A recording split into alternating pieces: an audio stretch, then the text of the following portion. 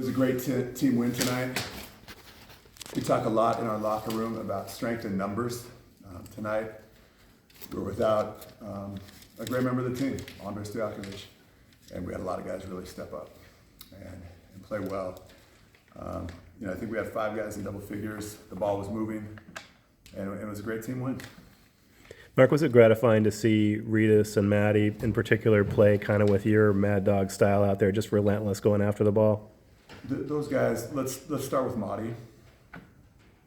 Madi's an absolute warrior. Madi Sissoko is beloved in the locker room by his teammates. And that for me is the ultimate measuring stick. How do the teammates feel about a player? Everyone loves Madi. He's one of the hardest workers. He's a team captain. He's a guy who, you talk about the concept of perseverance, that's Madi Sissoko. He was absolutely dominant out there on the court tonight in every facet of the game.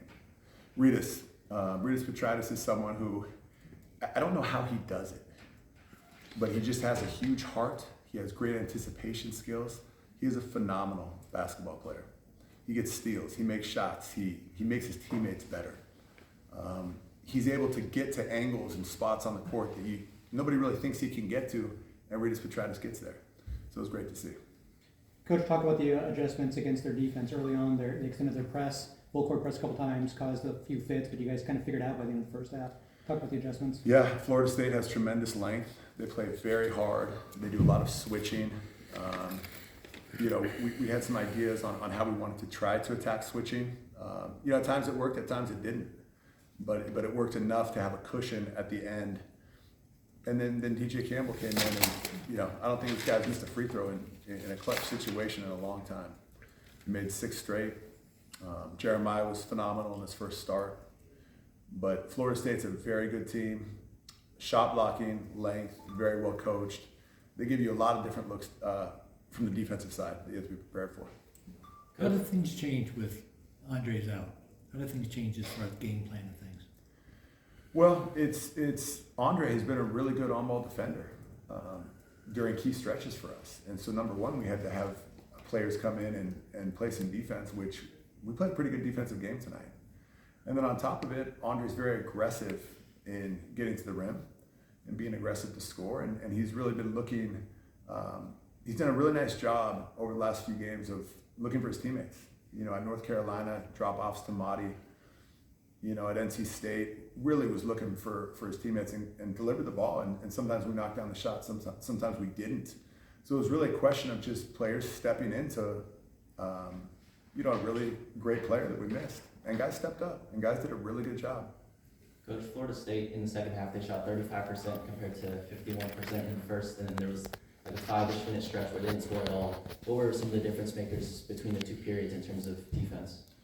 I would say it was a mentality. We talked a lot at halftime about continuing to amp up the pressure, continuing to follow the game plan. A big thing for us is everyone always seeing the ball at all times. Something as simple as that. There's really only 3 or 4 situations as a defender where you should not see the ball. One of which is if you get backdoored, there's a split second where you snap your head. And that's one of the scenarios where you will lose sight of the ball for a split second.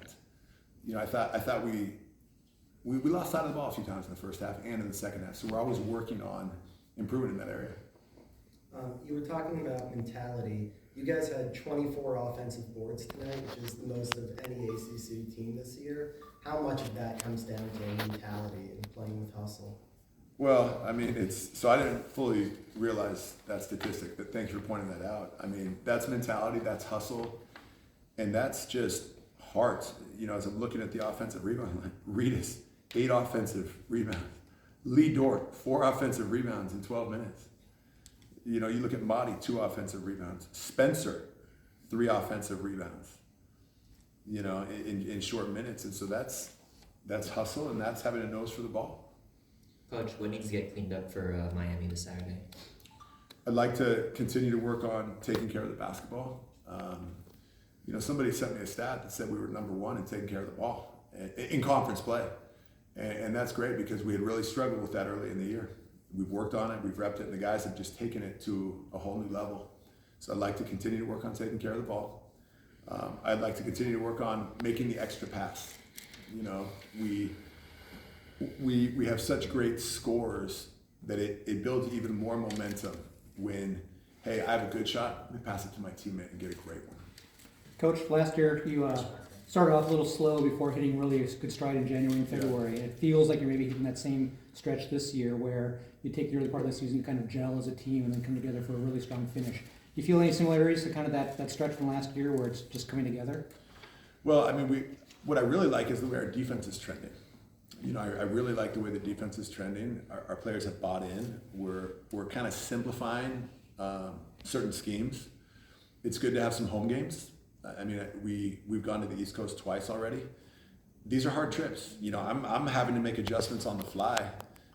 I've said this before. It's the travel in the ACC, going to the East Coast almost every other week is harder than NBA travel.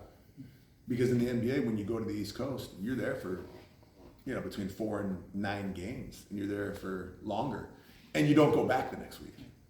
And so I'm having to really make adjustments just from a physiological standpoint in consultation with our performance people.